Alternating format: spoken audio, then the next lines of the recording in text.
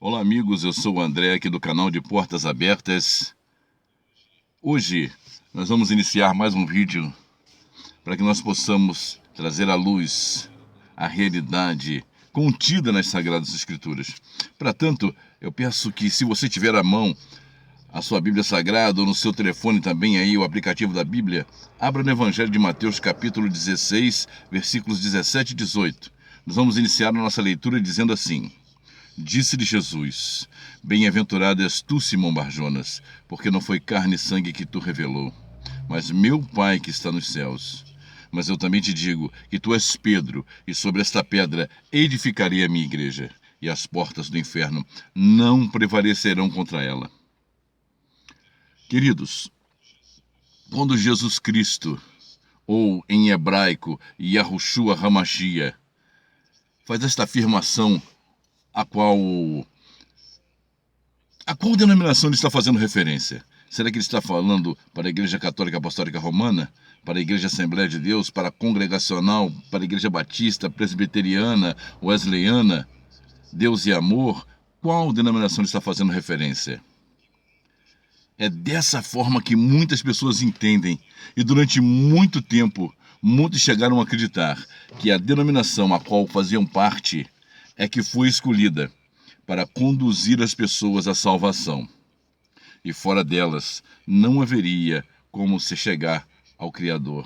Isso fez com que as pessoas, dentro de suas respectivas denominações, se sentissem assim um tanto superiores umas às outras, assim mais elevada, bem mais acima do que umas às outras, achando que a sua denominação fosse mais importante ou mais relevante que as demais, se esquecendo que a única coisa que importa é crer no sacrifício do Filho do Todo-Poderoso, é crer no sacrifício de Yahushua HaMashiach. Até os dias de hoje, queridos, muitos religiosos, muitos religiosos têm acreditado no fundo do coração que o templo de pedra, o templo de alvenaria, é como se fosse um carregador de baterias, um tipo de posto de gasolina, onde os fiéis se reúnem para se abastecer de poder, onde só encontrariam poder ali, se encher da força que, segundo eles, vem do Criador. Ali é o local escolhido para isso. Eu te pergunto, pode ser isso possível na sua concepção? Somente ali? Pode ser possível somente ali? Ou nós podemos buscá-lo fora do templo de pedra, ou nós podemos encontrá-lo somente dentro do templo de pedra? Queridos, o poder que essas pessoas buscam, o poder esse que essas pessoas buscam, segundo a sua concepção, é impossível de achar em outro lugar. Ele tem que ser adorado dentro do templo, porque senão você não consegue encontrar a força necessária. Mas quando essas mesmas pessoas precisam de um empurrãozinho a mais, uma força a mais, uma carga maior, o templo de pedra já não tem mais serventia. Eles precisam procurar um outro local. Aí acontece o quê? Sobe-se um monte, porque lá os religiosos acreditam que o poder de Deus é maior no monte onde serão atendidos com maior rapidez. Eu confesso que eu também já fiz isso, já participei desse tipo de coisa e já subi monte para buscar uma força maior, buscar assim uma oração maior, uma comunhão maior. Mas nós aprendemos que o nosso Criador, ele está em todas as partes. E quando nós fazemos isso, nós limitamos o nosso Criador. Em Mateus capítulo 20, a palavra resume da seguinte forma: onde houver 2 ou 3 reunidos em meu nome, aí estarei eu no meio deles. Jesus, ele diz que onde estiverem 2 ou 3, pode ser 2 ou 3 reunidos em meu nome, pode ser no carro, em casa, no trabalho, na montanha, no quarto, onde quer que esteja, ele estará presente. O que vale é a sua fé, o seu crer na presença do Criador.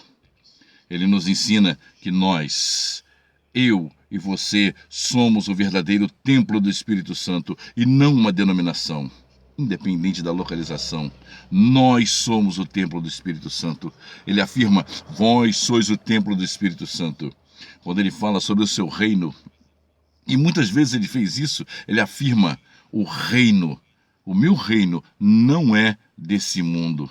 O meu reino não pertence a este mundo, a esta terra. Ele afirma que o seu reino é espiritual e que o reino dele, o reino de Yahushua, o reino de Jesus está dentro de nós. Portanto, a verdadeira morada do Criador não é o templo de pedra, mas sim o nosso coração, o nosso corpo, a nossa alma. Quando Yahushua diz, quando ele afirma, sobre esta pedra edificarei a minha igreja, ele está dizendo sobre esta verdade, sobre esta palavra, sobre esta afirmação, é que ele estará edificando, ou seja, estará fortalecendo a sua igreja. Jesus Cristo, ele nunca apresentou nada físico para explicar a existência de sua igreja. Ele nunca apontou um local, nunca apontou uma denominação, uma cidade, um país para fazer referência ao seu reino, para fazer referência a um local específico onde nós pudéssemos adorar ou nos relacionar com o Criador. Porém, ele afirma, o meu reino está dentro de vós. Não é como dizer que ele está aqui ou ali ou acolá. O homem criou o conceito religioso, o homem criou os preceitos, as doutrinas, para que, segundo o próprio homem, nós pudéssemos chegar ao Criador. Mas se nós procurarmos nos conteúdos históricos, no século IV d.C., o imperador Constantino, ele instituiu a maior de todas as religiões,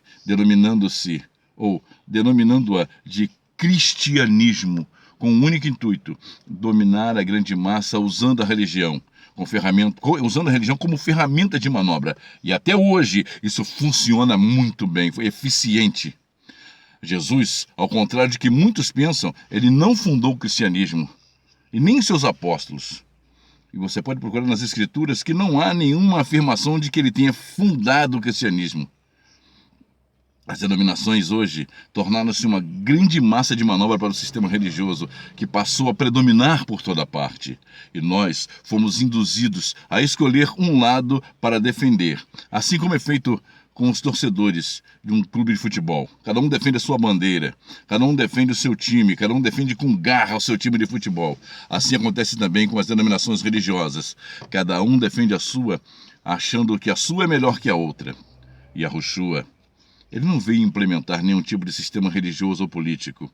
Ele nunca apontou na direção de placas denominacionais. Ele nunca indicou um sistema hierárquico com regras e regulamentos próprios, com regras e regulamentos internos, cada um levando a sua própria ordem, seu próprio regulamento, que só serve para separar, para segregar essas regras doutrinárias.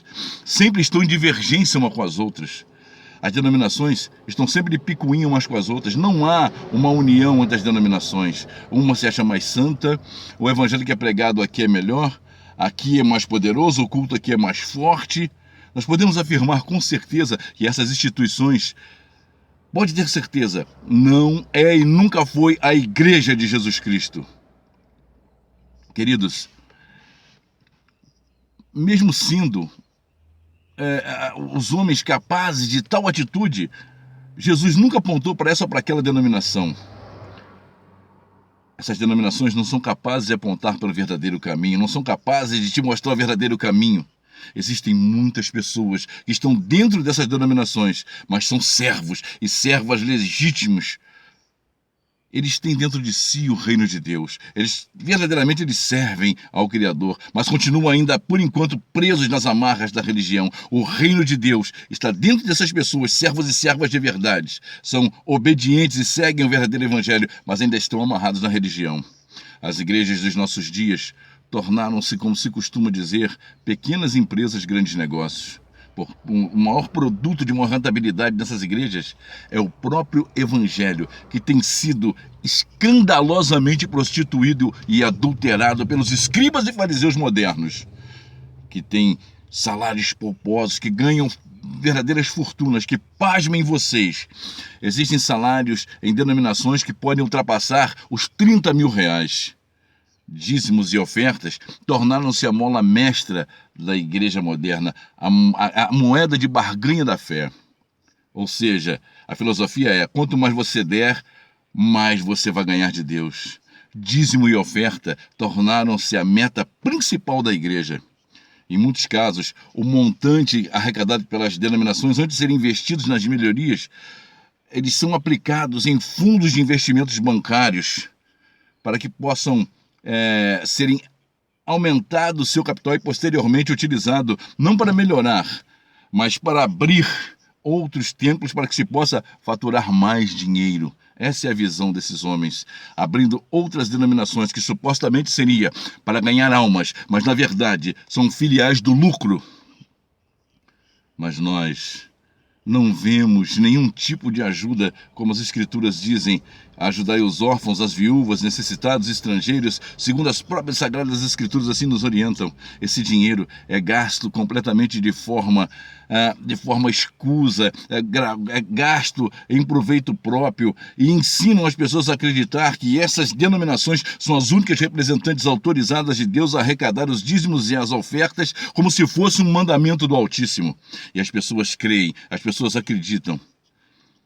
E dizem que foi ordenada por Deus para que nós entregássemos os dízimos e as ofertas a essas denominações. Mas não há base para isso. As pessoas são coagidas a entregar o seu dinheirinho, o seu único dinheiro, como prova de fé, sob pena de ser amaldiçoado. Se assim proceder, se você não entregar o seu dízimo, você é maldito. Queridos, é óbvio que se você se reúne em algum lugar, isso gera uma despesa, e a oferta se faz necessária para suprir essas despesas. Ninguém está dizendo que não há gasto, mas a quantia em que você vai ofertar não pode ser estipulada. Ou você não pode usar textos sem contextos para obrigar as pessoas a contribuírem, para ofertar, a dar a sua oferta. A oferta, queridos, ela tem que vir do seu coração. Você pode dar mais ou menos de acordo com aquilo que está no seu coração. Você pode não dar nada, você está ofertando. É uma coisa que vem do seu coração. O contexto histórico mostra principalmente o dízimo, que o dízimo era arrecadado para sustento dos levitas que trabalhavam no templo, que não tinham parte na herança de Israel. E parte desse dízimo também era usado para ajudar os órfãos, as viúvas, os necessitados, os desamparados, os estrangeiros que estivessem no meio do povo. Hoje, nos púlpitos são realizadas verdadeiras transações, verdadeiros quem dá mais. Dízimo, queridos, nunca foi dinheiro. Eu desafio qualquer pastor a me mostrar que dízimo é dinheiro. Dízimo era a parte separada das lavouras, dos animais, da produção que a terra produzia, e era entregue os 10% para sustento deste povo. E também era dado aos órfãos, às viúvas, aos desamparados, aos estrangeiros. Mas hoje são feitas verdadeiras barganhas e dizem que você só receberá a sua bênção se você der dinheiro para Deus. Não é ensinado. É assim que as pessoas ensinam, que se você der mais, se você for desprendido, se você der o seu melhor, se você fizer o seu sacrifício, você vai receber uma bênção bem maior. É isso que Yahushua HaMashiach, ou Jesus Cristo, nos ensinou? Veja o que a palavra diz. E indo, pregai dizendo, é chegado o reino dos céus.